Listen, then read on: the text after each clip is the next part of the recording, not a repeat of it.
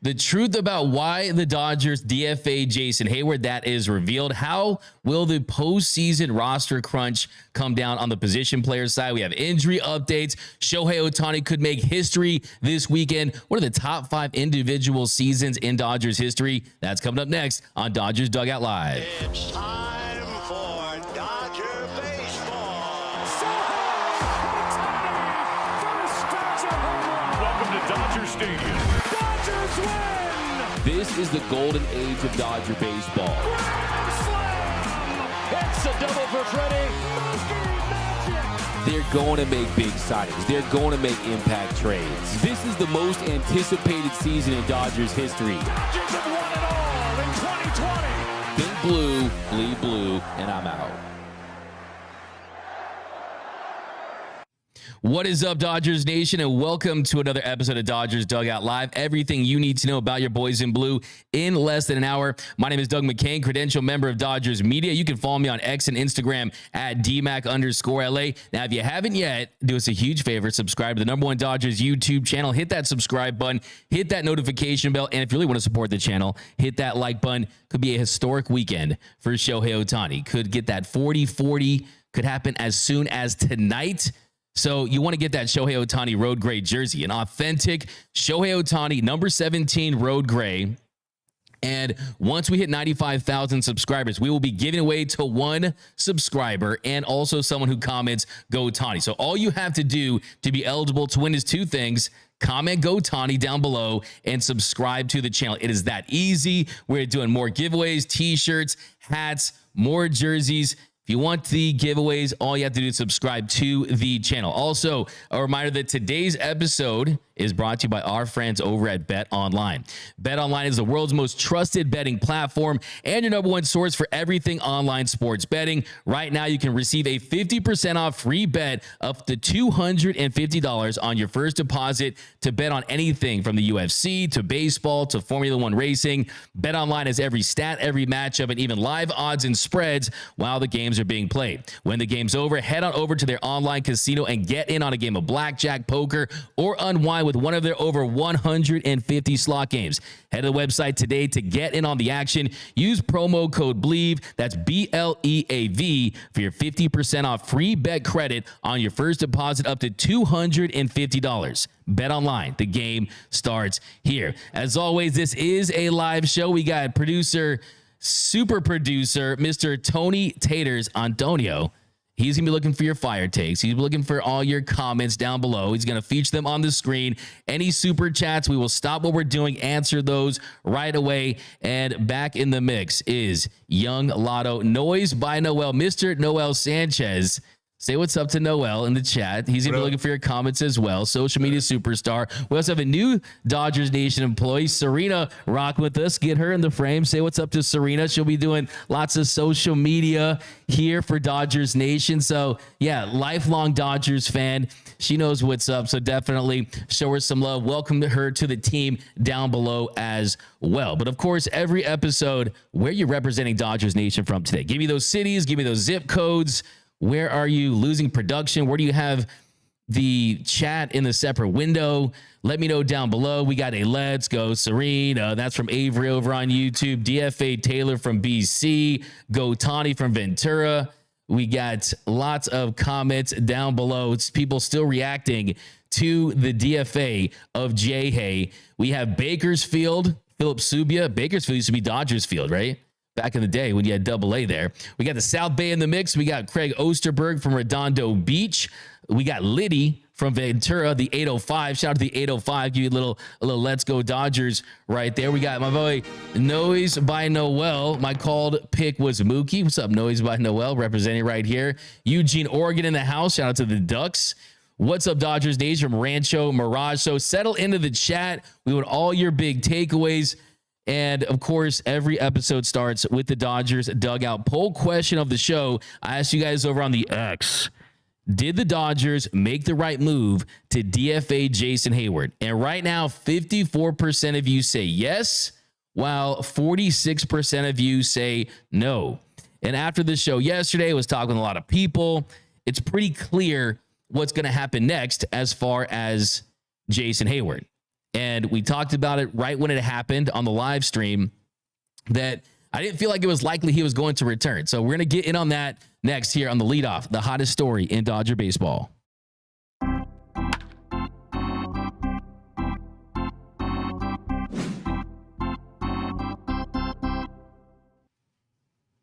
So the big news yesterday, Jason Heyward, DFA'd, kind of pulled a Craig from Friday, got fired on his day off, unfortunately. And you hate to see that because Jason Heyward is as respected as anyone, not a big vocal leader, but someone that young players can go to if they need anything. Just his presence alone has a big impact on his teammates. Of course, he's Freddie Freeman's best friend. He's really close with Mookie Betts.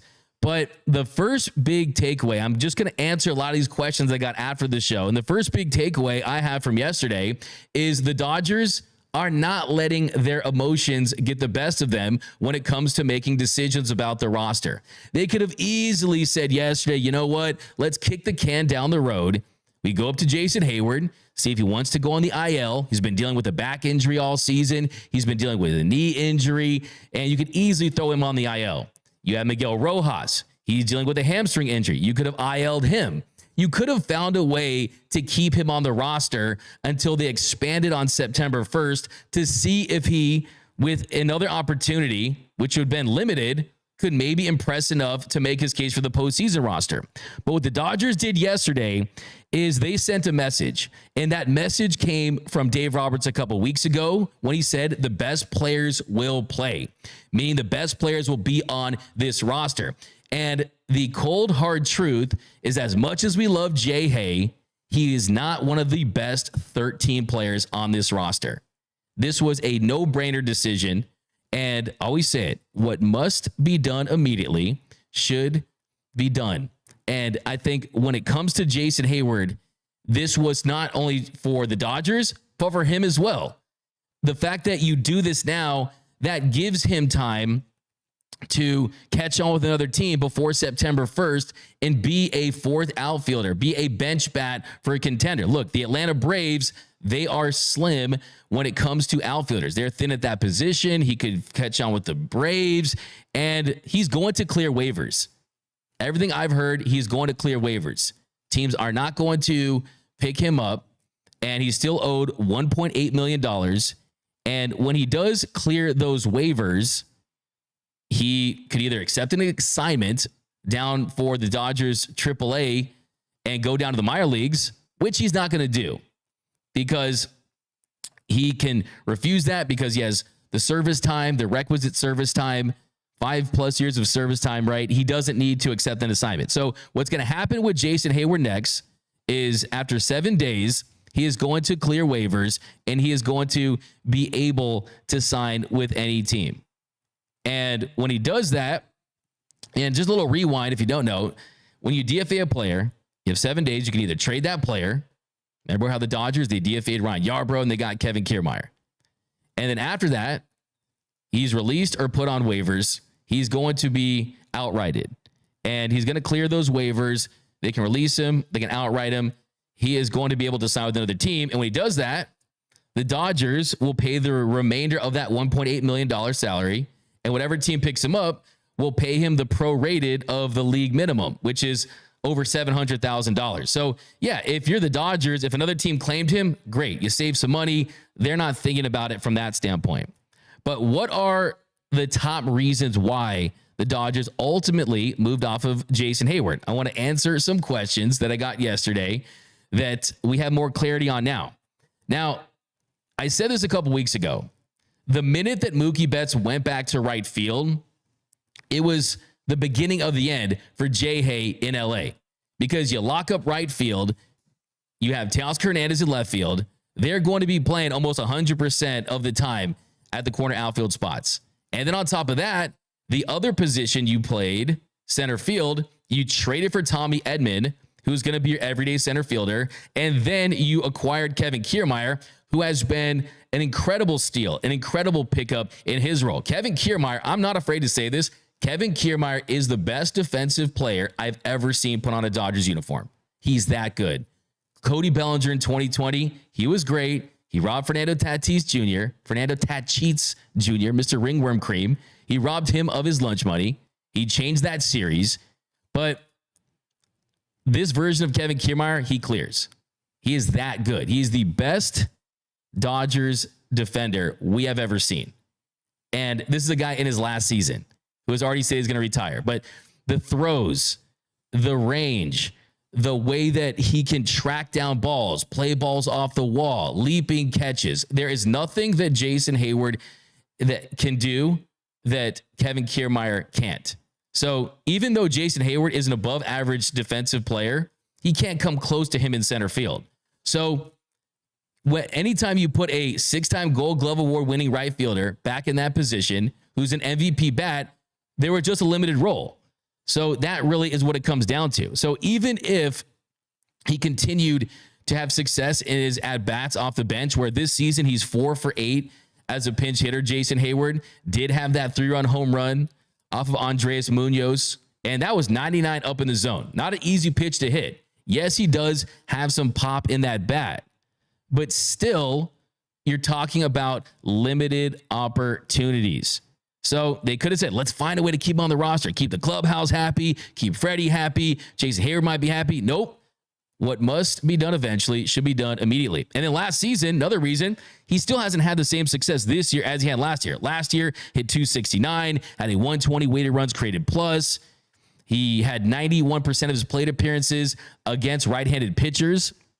And he's still an above average bat against righties. He can still provide that. But this season, those numbers dipped. He hit 208, was 9% below league average, 91 weighted runs created plus. So it's not like he was an asset this season. And I think one of the big misconceptions out there in Dodgerland right now, I've seen side-by-side comparisons. I've seen a lot of tweets on the X. I've seen things on IG. This wasn't a Jason Heyward versus Chris Taylor thing. Let me tell you that right now. That is not what this came down to. It was because, one, Jason Heyward's role was diminished. We talked about that. So when someone's playing your position 100% of the time, you are not going to be playing there. He's a right fielder whose position is occupied by an MVP in Mookie Betts. They weren't going to start him in center. And then I think the best case scenario that you can make for Jason Heyward, if you're a Jason Heyward truther out there that's upset that he's not on the team, you could call up Andrew Friedman, you call up Brandon Gomes, you call up Dave Roberts, and hey, he's bring some pop off the bench, right? Bring some pop off the bench. Truth is, 6 home runs and 197 plate appearances, 9% below league average.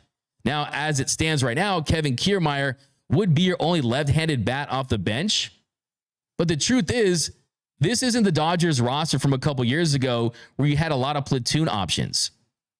Outside of Gavin Lux potentially maybe down the road, where if you bring back Andy Pages, which they intend to do, Andy Pages will be back on this roster in early September.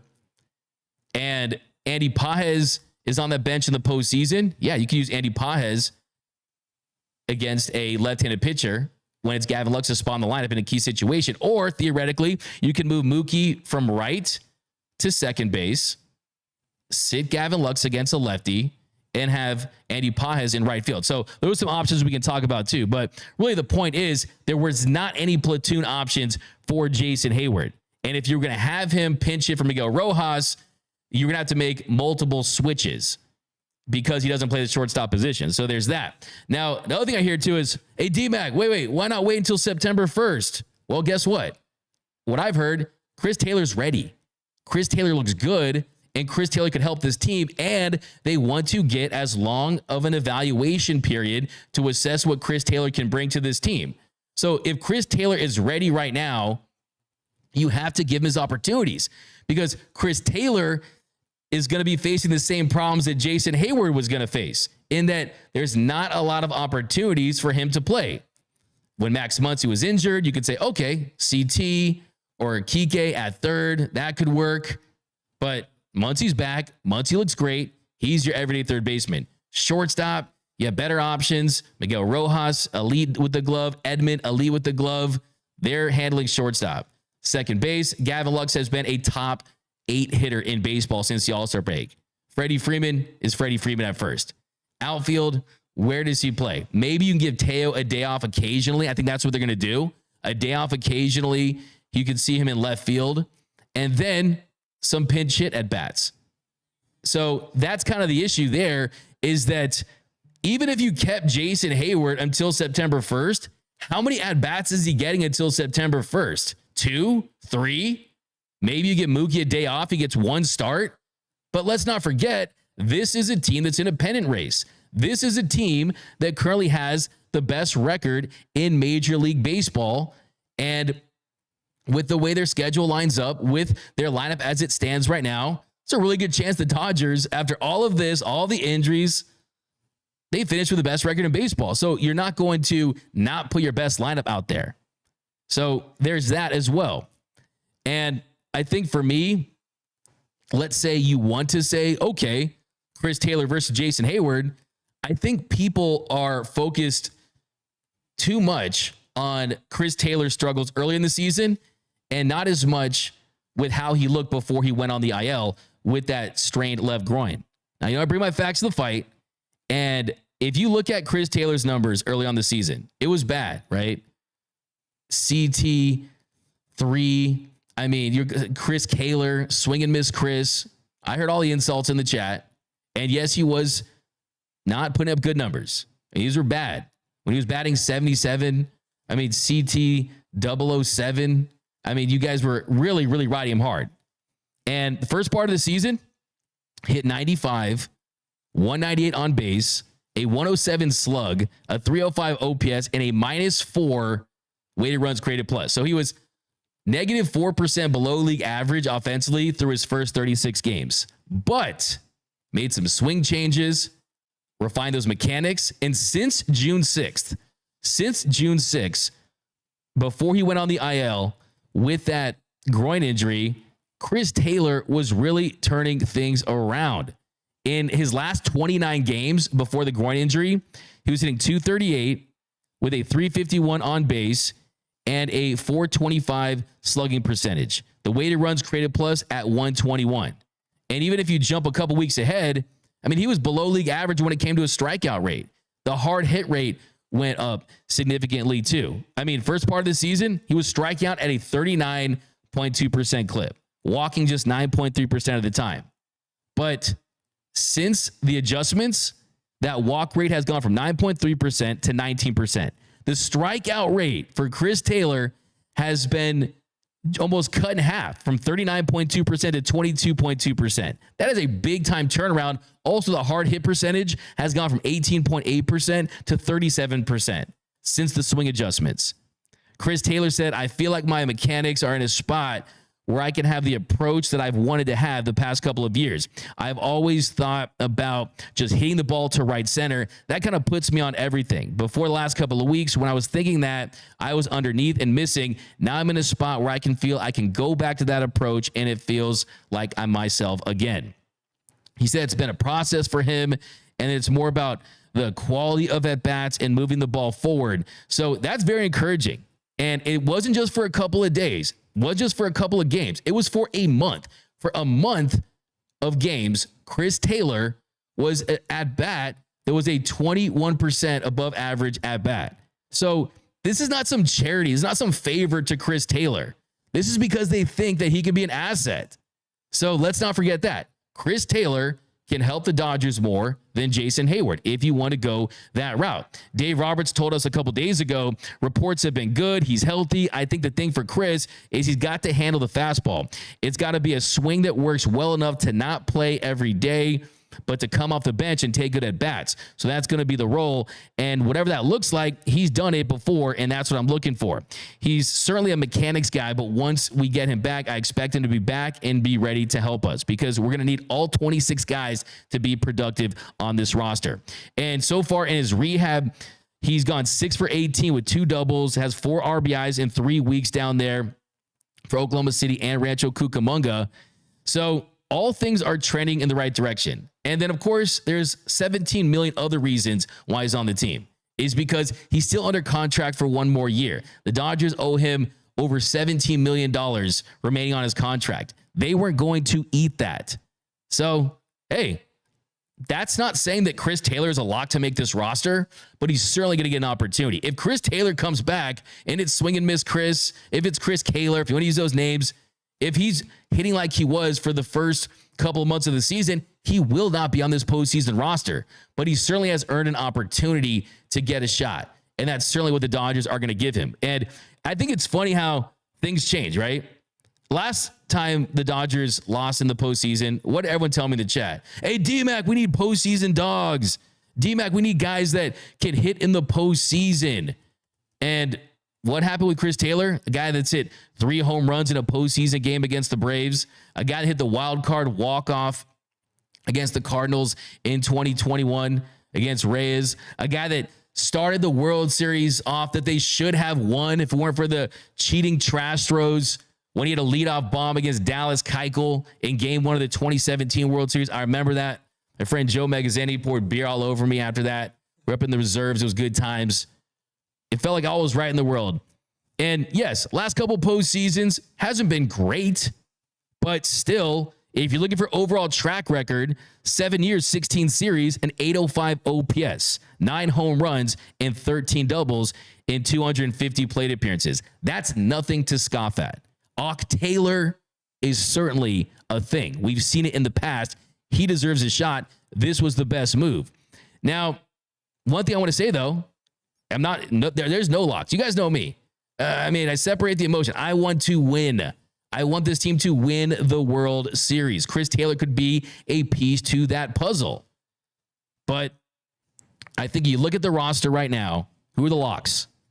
Shohei Ohtani, I think, has a pretty good shot to make this roster in the postseason. Pretty good player. Going to win the MVP. Mookie Betts, really good shot as well. Okay, let's stop now. I'll give myself some bruh. But you got Shohei, you got Mookie, you got Freddie, Teo, Smith, Lux, Muncy, Rojas, Edmund, Barnes. 10 locks. Kike is lock adjacent. I don't know if we got to get a stronger prescription on that glasses, on that lens for the last couple of weeks because the numbers have dipped since he exploded after putting on the glasses. But I think that he's definitely in line to make this team. And then with the 12 spot, Kevin Kiermaier. I'm loving me some Kevin Kiermaier. It's love at first sight with me and this guy. The way he plays, what he brings. I asked Dave Roberts after the game a couple days ago about Kevin Kiermaier and how big of an impression that he's making and what are his chances of making this postseason roster. Here's what Dave told me. Dave, how big of an impression has Kevin Kiermaier made? He's been great. On the field, defense, obviously you see that.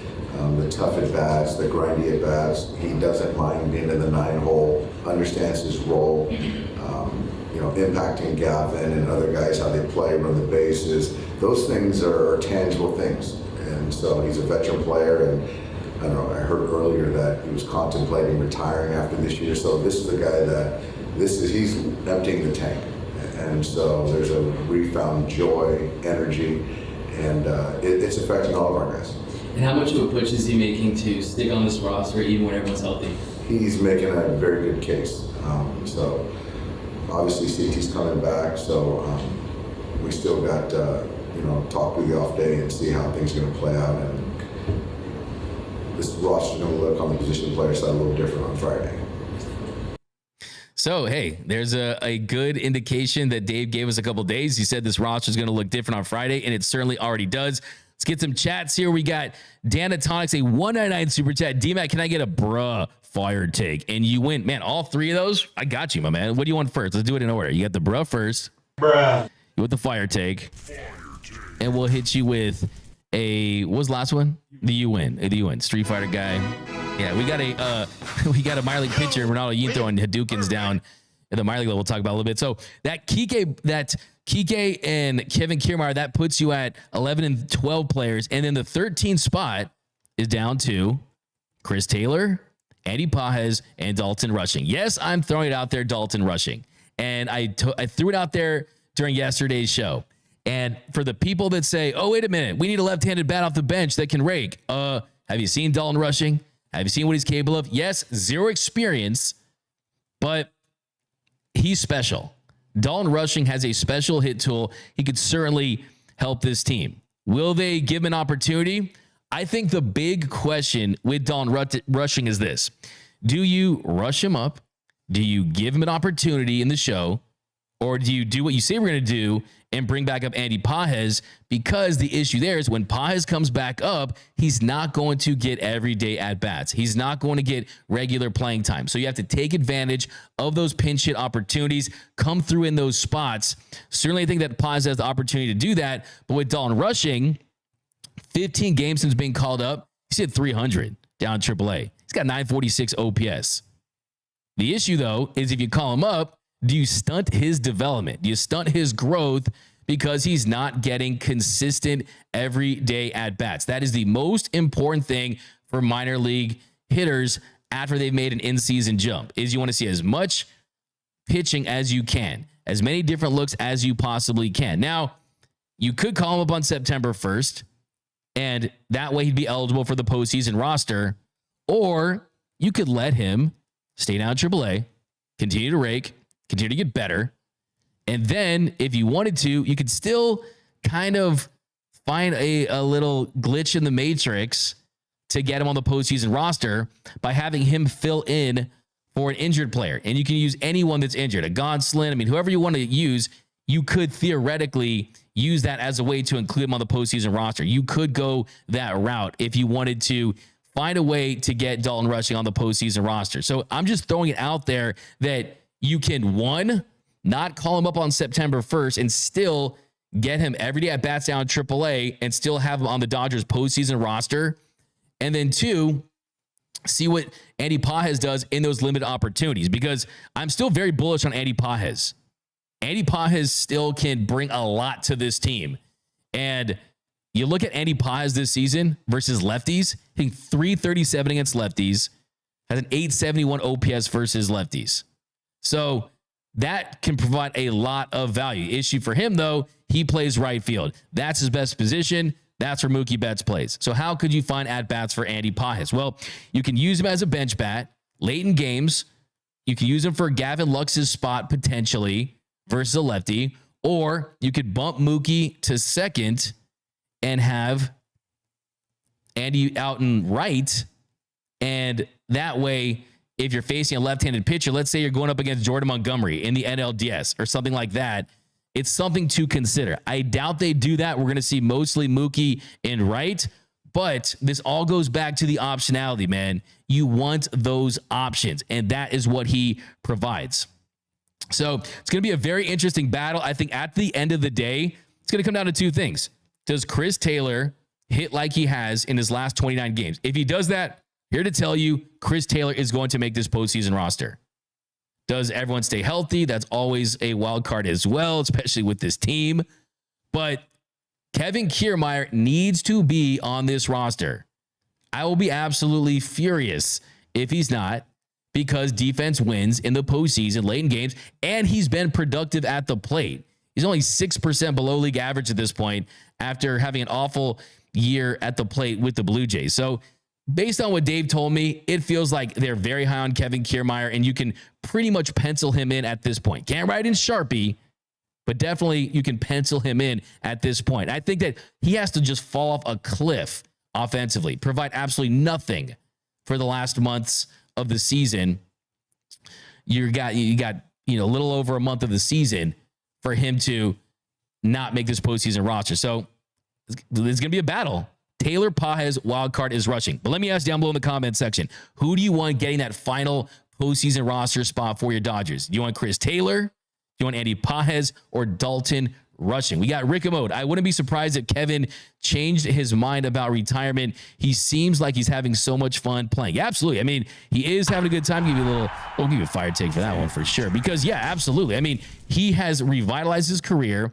He's already said the Dodgers have pumped life into him. He's fun to watch, man. He doesn't look like he's ready to retire either. And if he has some crowning moments in the postseason, some big time plays, and he hits, there's going to be people out there going to be interested in his services. Maybe the Dodgers will be interested in his services because they haven't figured out the center field position. Andy Pages won't be playing there. James Outman hasn't been able to hit. You have Tommy Edman next season, but Tommy Edman can provide some versatility because Kike Hernandez is going to be gone.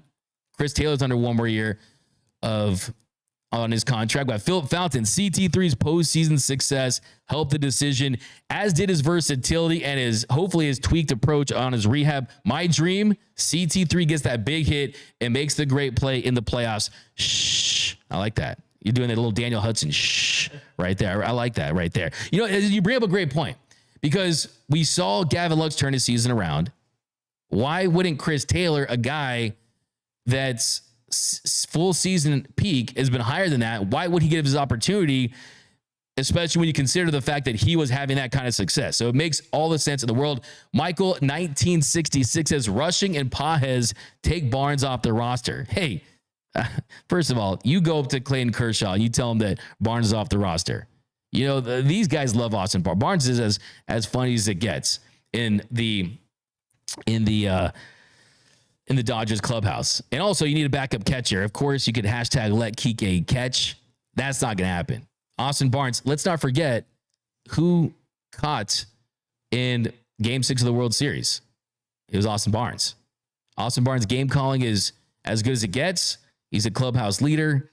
And honestly, he's been pretty good at the plate, too. Austin Barnes has been good. The Austin Barnes disrespect this year. Come on now.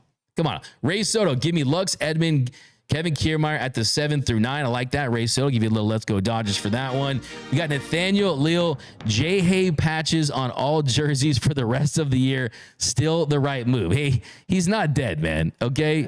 He's not dead, first of all. And you got a nice little graphic for J. Hay. We'll always love you. And hey, honestly, I hope he continues his career. But I also think it'd be cool if he did decide to retire. He would be just the third player in big league history to hit a home run in his first at bat. He hit a 3-run home run for the Braves in his first at bat, and hit a 3-run home run in his last at bat, doing that with the Dodgers. That'd be kind of cool. Christopher, leaving off J. Hay was the right move. Being a cool guy in the clubhouse isn't enough. I'd rather have a guy people who hate who's good rather than likable who sucks. Facts over feelings. Okay, you bring in the heat right there. A little fire take. Facts over feelings. Hey, look, I don't want to be that guy, right? Because everyone parrots the same take about Jason Heyward from 2016. The Cubs were down. It was raining. The Cleveland, now called the Guardians, don't want to get canceled. And what happened? Jason Heyward rallied the troops, and that speech meant everything. The Cubs, they went on to win the World Series and end their World Series drought. I also want to point out he hit 150 that series. So he went 3 for 20 that series. So not hating on J. Hay. Love J. Hay. But as you point out, production matters. It's a performance-based business, and limited role, not enough production.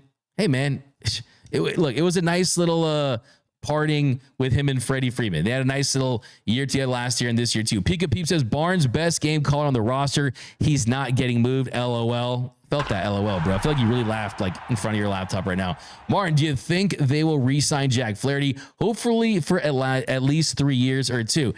Look, I mean, everything I've seen from Jack Flaherty, I like. I think I'm still waiting to see the dominant Jack Flaherty that we saw that had put up top 5 numbers with the Tigers, but he's given them consistency. He has gone at least 5 innings in each of his 4 starts. He went 6, 1 start with the 10 strikeouts against the Pirates. But Jack Flaherty is still, I think, going to pitch his best baseball in the future with the Dodgers. I don't think we've seen the best of Jack Flaherty so far with LA. 3.22 ERA, really nice. The whip a little high at 12.54. He was posting a sub-1 whip with the Tigers. That's up to 12.54. But first of all, give me that swag, man. The edge that he plays with, that dog that he had going up against Randy Arozarena. Randy Arozarena was crying after getting hit with a 91-mile-per-hour sinker when he had 2 strikes on him as a leadoff batter. Dog, he was not trying to hit you. Randy Arozarena was mad because he got traded to the Mariners and not the Dodgers, and he's been slumping ever since. Also, I know my man Noel likes him because, I mean, he's honestly, I think him and Yamamoto and Mook, he's right up the. Have you seen his pregame fits? Yeah, he's fresh. He's clean with it. He's pretty clean with it for sure. Yeah, what's demure mean? Like, demure. Like I think I'm maturing because I didn't look demure. it up. Like, you know what I mean? Like, you're not very demure, Doug. I'm not. No, you are. Am I demure? You're very demure. Because I feel like people are misusing that word. Yeah. Did you watch the show last week when we learned what torta means. Yeah. Tony definitely knew what torta was. Yeah, and I'm here saying I love delicious yes, tortas, and people are telling me I can find them in the left field pavilion. Yes, sir. So I was like, where in the left field pavilion? Because the last time I checked, I didn't see any tortas at Dodger Stadium. The best wet torta is in Whittier. There's a spot in Whittier. I got to put y'all on. Yeah. Really? Yeah, it's real good. But Is it a Shohei Tortani? Sure, that's a good one. I saw Tony say that in the chat earlier. Hey, but on the topic of Jack Flaherty, man, that game was really, really good. I really, really liked everything that he showed. It seemed like everybody was really happy that he didn't back down. I also like the response that you posted that he said after the game. He said it's all respect, it's all love between him and Randy. Yeah. And even though they shared words in the moment, they still respect each other. That's the way it's got to be. You got to have that fire during the game, and then once it's over, that's it. You don't got to be too extra. No, for sure. I mean, I think that's respectable. And then we asked him too. He said, "Hey, what'd you say that Randy Rose ran?" He said, "You know what? I'm going to keep that between the lines." Yep. Like, I mean, look, man, I've been at like LA Fitness pickups where I'm yelling at guys more than that. You know what I mean? Like, it was just a cool opportunity to see the bullpen clear, the dugout clear. You were telling me, it gives you Rockets, Russell Westbrook vibes. He gives me Westbrook vibes in general, honestly. Maybe it's the zero, but just like the way he carries himself, he's like, he keeps it chill, keeps it cool with like, the fans, but he honestly would have been a better fit on the Lakers than Russ. I know that hurts you to say. That hurts me because I'm the biggest Russ fan, but hey, he does wear 0 for Russ and Tatum. So hey, I think that's really cool. But as far as re-signing him, absolutely think it's on the table, especially when you consider that Roki Sasaki, someone who the Dodgers were definitely going to go all in on. My take, Roki Sasaki is the Dodgers' Paul Skeens. I think that would be the case there, but Mark Feinsand, he dropped a piece on MLB.com addressing this topic about Jack Flaherty and the possibility of where he could re-sign. And he had him as going to possibly the Mets, which the Mets need pitching. And I think too, the Red Sox. So he had the Dodgers, Mets, and Red Sox as options for Jack Flaherty. But I will say this, what the Dodgers have going for them for Jack Flaherty is he loves being in LA. It's his dream to pitch here. If he has a successful postseason, I could certainly see the Dodgers bringing him in. Remember a couple years ago, we were like, oh, where's Buehler going to sign? Is it going to be Buehler, Seager, Belly, Julio? Which one of these guys are going to sign? Sign none of them. They're either out of the league, not playing for the team. So absolutely they could. IB Stroke said D-Mac the Torta Slayer. The fire take right there. Step brother D-Mac, a $5 super chat, says, I've been thinking about this, and I would rather the Dodgers get the second seed so we can play the Brewers instead of the Padres or the D-backs. You know what? That's a good transition right there. I'm going to give you a Let's Go Dodgers, Step brother D-Mac. You got D-Mac Jr., Step brother D-Mac. And I will say, anytime you face a division rival in the postseason, it scares me. Wake up at 3:30 in the morning in a cold sweat, thinking about a matchup with the Padres and the Diamondbacks, because it feels like they have nothing to lose. You always got to be scared of the guy that has nothing to lose. And 2022, they slayed the Dragon. They beat the Dodgers that had just won 111 games. Last year, the Diamondbacks, they beat the Dodgers, decimated pitching staff, but still, you got swept by the D-backs. But 2021, the Dodgers, they beat the Giants in a 5-game series against two teams that one had won 106 games in the Dodgers, one had won 107 in the Giants. The Dodgers took that series. But if you look at where it stands right now, the Dodgers are at the top in Major League Baseball. And if you look at the standings as of today, as of right now, heading into tonight's series against the Rays, the Dodgers, they are right at the top. And it's a beautiful thing. Sitting at 76-52, 1 game up on the New York Yankees, a game and a half up on the Phillies in the National League. And if you look at the seeding, I mean, if the Dodgers are 2, you're right. I mean, if you could face the Brewers, that would be a more favorable matchup. But as it stands, the D-backs and the Padres, if they finish at the top, would be facing the Dodgers. The winner would face the Dodgers. It's like, hey, man, NL best, right? You're the NL West. They're the NL best right now. And you face a division rival in the postseason. One thing that they have as far as an advantage is both teams are extremely familiar with the other. And yes, you have some new pieces with both squads. And yes, you're not playing each other 19 times. It's 13 times now within the division. But familiarity is a factor. They're familiar with your stadium. They know the Dodger Stadium crowd. they have more matchups against your pitchers and your relievers, and their pitchers have had more matchups against your hitters. And we saw in 2022, the Dodgers were 14-5 against that Padres team, and they lost to them in 4 in the DS. So I don't think you intentionally lose. You're not going to tank for 2. You're not going to tank for the Brewers. But I think the way it shakes out, you definitely would give yourself the best chance to have postseason success. And by doing that, you kind of tempt the baseball gods a little bit. Okay, we're not going to see Brent Honeywell starting for them in a game because they want to just throw that series so they can face the Brewers. That's not going to happen. You don't want to tempt those baseball gods. But it's going to be really interesting because, hey man, the NLDS, NL West teams, the NL West teams have had a lot of success, man. And it's definitely a world where the Dodgers are 2011 since the All-Star break, and they're cooking right now. So I wouldn't say that. I wouldn't drop them, but it's interesting today. We got Cedro. What's up, Dodgers Nation from London? Oh, nice. We got refreshed from a 3 a.m. start time today. All right, man. Hey, you got to get it, baby. Got to get your tea and crumpets and your Dodger dog over in London town. We got Andy. Padres have an empty torta case. Yeah. Emptier than the aisles, the toilet paper aisles during COVID. We got the D-Mac. If Miller implodes again tonight, do you still give him more starts from Roy Estrada? I think it depends on a lot of things. I think it depends on when you get Glass now back. Yamamoto's not going to be back until mid-September, and you still don't know what you're going to get from Walker Buehler. And that's kind of their decision-making process is, yes, you still have another option on Landon Knack. You can send him down 5 times. And Robleski hasn't been that much better this season. He's had some home run issues as well.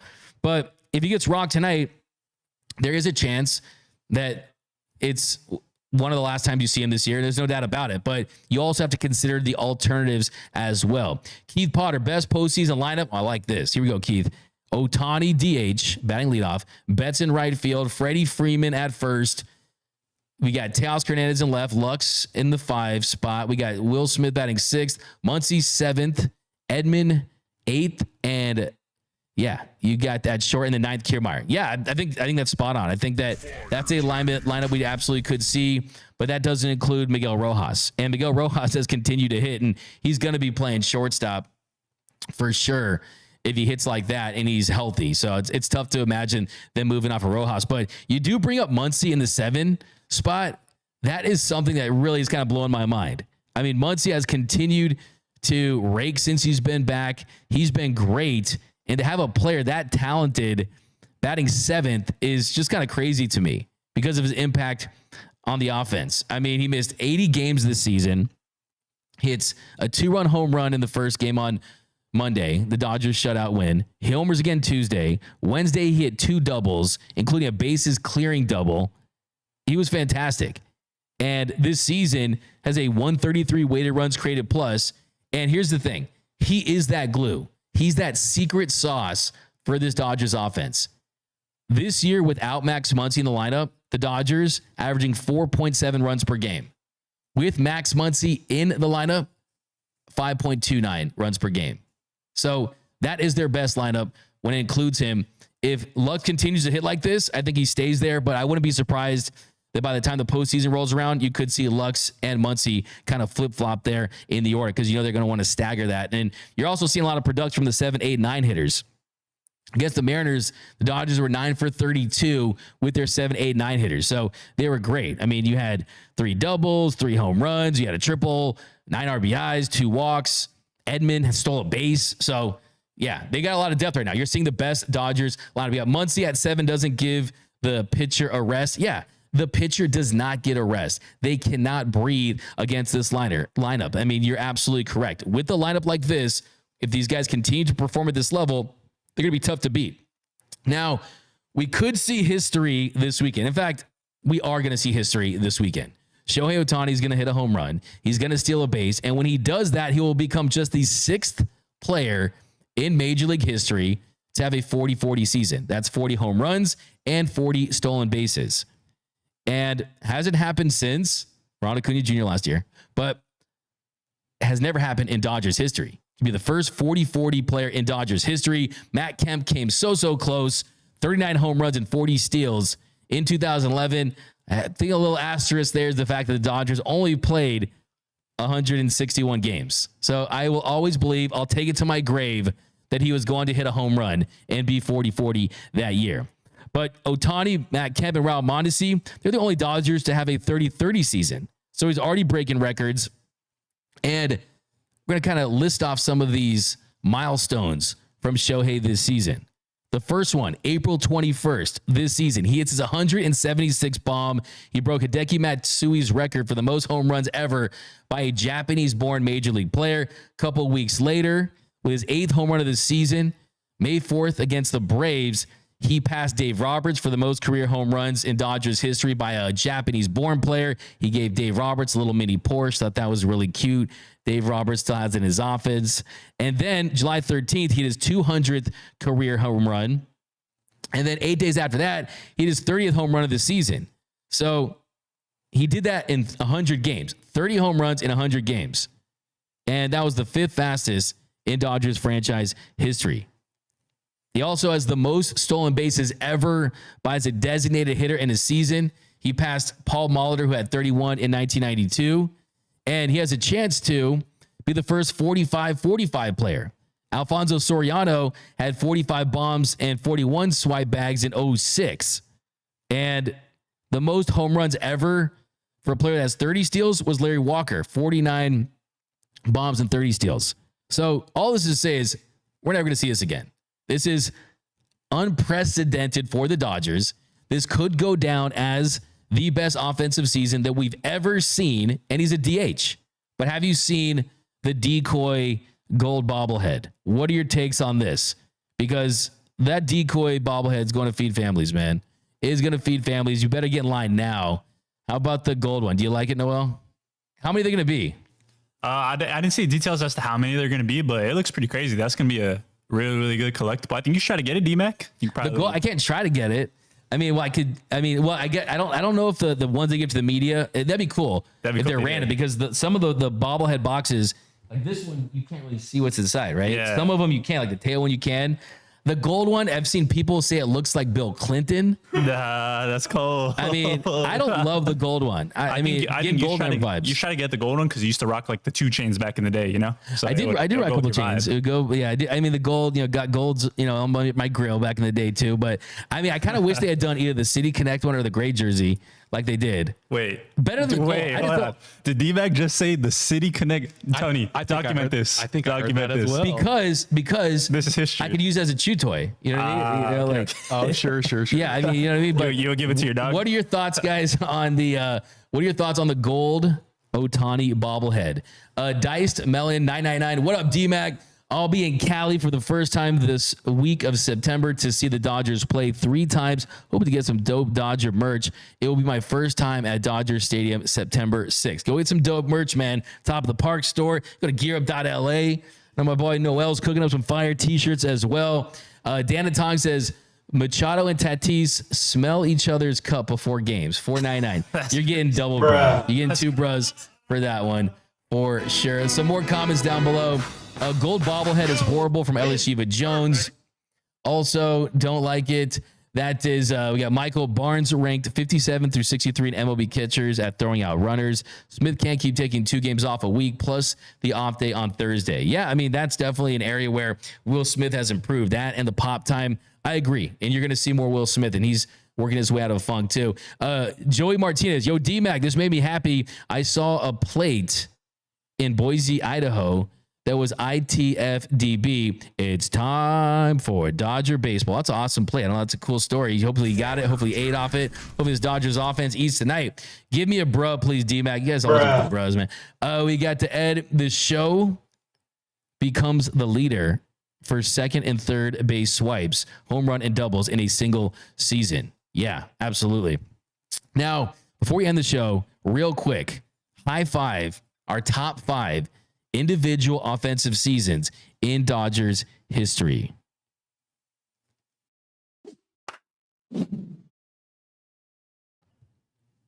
So starting at number 5, I'm going Mookie Betts' 2023 season last year. He had a 987 OPS, 164 OPS plus, 39 home runs. That was a career high for Mookie. Had 51 hits in August alone.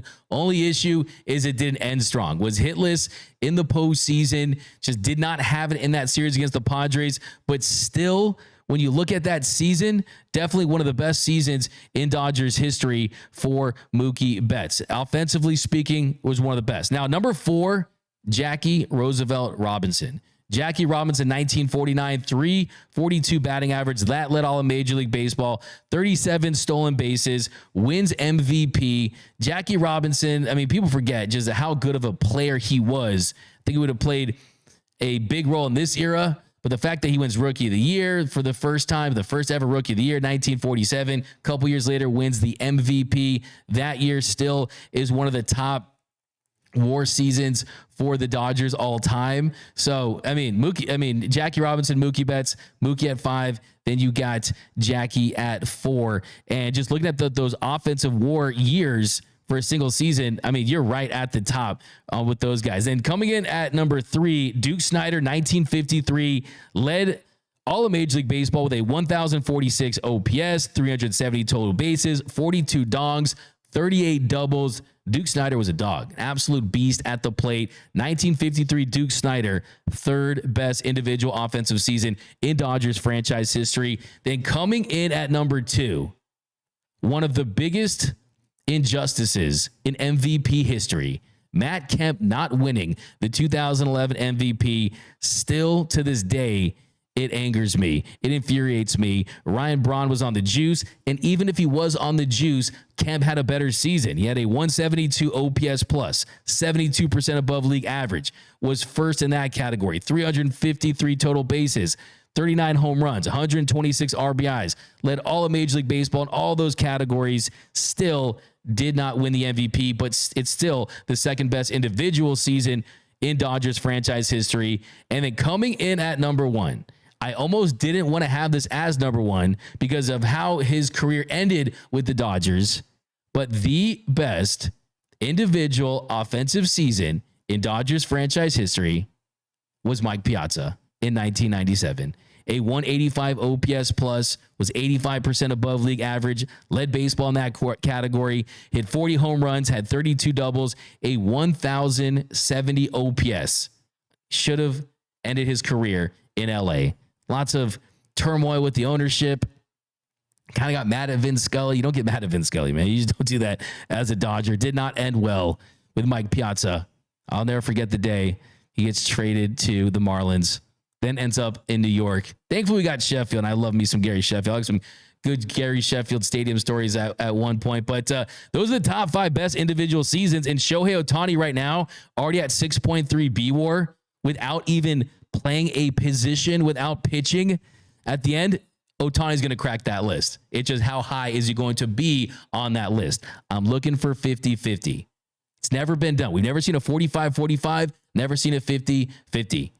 It's going to join Oral Hershiser as one of the best unbreakable team accomplishments that we've ever seen. When Hershiser had the 59 consecutive inning streak in 1988. So the show goes on tonight against the Rays. So quick predictions tonight. We're going to start with Tony Taters. Tony Taters. We got a rematch of the 2020 World Series. Tonight they should give Kevin Cash his ring. Do you think for taking out Blake Snell in Game 6? All right, Tony Taters, what do you got? What do you got for your prediction for tonight? Did they already release the lineup? Who's pitching tonight? Bobby Miller? You got your boy, Bobby Miller, who at some points, he's like the Jimmy Kimmel to Matt Damon for this show at this point. But at some point, Bobby Big Time will be on this show. But you got Tyler Alexander sporting a 5.17 ERA, 5-3 on the year, 68 punchies, going against Bobby Miller, an 8.02 ERA, 28 punch outs. The Friday matchup. Then Saturday, you got Taj Bradley going against the GOAT, Clayton Kershaw. Kershaw's been fantastic. Had one bad outing against the Padres. Outside of that, he's been great. It's not old Kersh, it's classic Kersh. And then on Sunday, it's Shane Baz versus Gavin Stone. Gavin Stone, fantastic in his last start. So let's go. What you got? I'm going to go with my dog, Bobby Miller. He's going to go at least 6 quality innings. A quality start, and he's going to get that dub. Going to get that dub. And who's going deep? You know what? You know who's looking really good? Max Muncy. I'm going to choose Max Muncy again. I like that pick. It works It works for you. And how about the series? They take all 3, 2 out of 3. They get swept. I might just say they get swept. They get swept, dog. And Clay Kershaw's going to go deep too. Book it. Nice. So cool. They don't bat anymore, but it's all good. Noel Sanchez. No, I'm just playing with you. What up, D-Back? Go deep into the game. All right, what do you got for this? Who's your called shot for tonight? For tonight, I gotta go with my guy Mookie Magic. I need a Mookie bomb. I've been needing it. A Mookie bomb for Need it tonight. exponentially. It's gonna happen. And how about this? Do they sweep? Take 2 out of 3? Oh, Dodgers sweep for sure. For sure. We're gonna start rolling real soon. I really been liking what I've been seeing from Tommy Edman, man. He's been the guy that I've got my eye on. And like I said, Jack Flaherty killed it too. I think Bobby's gonna have himself a good start tonight, get his confidence back up, and we'll have him on the show real soon. I like it. Good vibe. Yes, sir. From the white pill, right? What about you, D-Man? Mr. Optim. Well, we'll get my take. But first, Serena, who's going deep tonight for the Dodgers? Is Shohei getting 40? Shohei's getting 40 for sure. I feel it. There you I'm calling go. it. If She I'm called right, it. I don't know what we're getting. Drinks, celebrating. We'll get the gold Shohei Going hard. bobblehead. That's currently on eBay. Someone has a gold Shohei bobble on eBay for over $3,000. I'm like, bro, do you actually have this in hand? They probably got a picture and cut it out. That's what I'm saying. I'm like, dog, do you have this in hand? But she's got Shohei going deep. Let's go. Let's go. I think Dodgers take 2 out of 3. Go. Bobby Miller, tough. We need to see a better Bobby tonight. 2 out of 3 for this series against a Rays team that it's not like a Rays teams in the past. Dodgers are rolling right now, so I wouldn't be surprised if they did take this sweep. But tonight, I'm going with Serena's pick too. Shohei Ohtani gets 40. Does he get the 40th stolen base? He has to get on base. I was talking to someone who said, hey, what if he does in his first at bat? I was like, you can't steal a base and hit a home run in the same at bat. That's virtually impossible. He hits a triple and then steals the base. Steals home? Yeah. That'd be pretty cool. That'd be pretty amazing. We'd love to see him steal home for sure. Wouldn't put it past Shohei Ohtani. But let us know down below. I want to see some of your called shots. Who's going deep? You got the Dodgers sweeping the Rays. What up, D-Mac? What up, BC? What up, chat? What up, Chris? Over there, got Grizzly on the right. Says, D-Mac, will you do a shoey if Shohei makes it to 40-40 this weekend?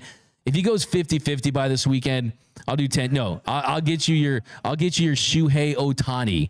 And I still haven't rocked my New Balances. I got them. You gonna wear them, bro?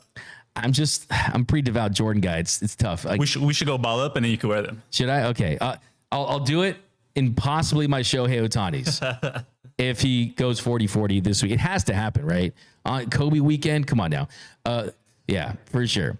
They're going to find some like Kobe numerology. Watch. Oh, yeah. Like for sure. Ohtani hit the home run at 240 and it was the 8th pitch of the at bat. Yeah. You know, get ready for that. They always have those. BC, frankly, I don't want Heyward or Taylor taking at bats in October, but numbers are what they are even this year. And especially the last 2 years, Heyward's are so much better. We got left-handed pitcher tonight. D-Mac hits a home run tonight. Okay, we got Will Smith hitting a bomb. Give a little fire take for that one. He's doing a cuppy. What? Sammy Boy Smith's crazy. Gold Ohtani looks like an Oscar. Yeah, it looks like a little Oscar. The Oscar is like 8.5 inches. D-Mac needs to change his name to Torta Mac if Shohei goes 50-50. Dylan McKay. How about this? If he goes 50-50, I will do it for one day on my X. I'll go as TortaMac_LA for one day. You heard it right here. You can clip that. You can write it down. I'll sign something. So there we go. I'll be TortaMac_LA on the X if Shohei gets a 50-50. Going on his streak. The day Barnes went in the IL offense is rolling now. D-Mac loves Barnes. He's a winning player, man. He's one of the best backup catchers in the league. We got Torta Mac in the house. Dylan McKay. D-Mac devours Tortas. Okay, how do you know an Oscar is 8.5 inches tall? I know some weird stuff, man. But that's going to do it for this episode of Dodgers Dugout Live. My name is Doug McKain. You can follow me on X and Instagram at DMac_LA. We'll be back with you Monday in the morning, just after actually at 12 o'clock on the dot. And then also post-game shows. Look for those. Going to post a lot of stuff at the stadium. I will be going to all 3 games or until Shohei gets 40 home runs and 40 stolen bases. But that is going to do it. If you haven't yet, be sure to subscribe to the channel. Hit that subscribe button. Hit that notification bell. Hit that like button. And remember, nothing brings us together quite like Dodger baseball. And until next time, think blue.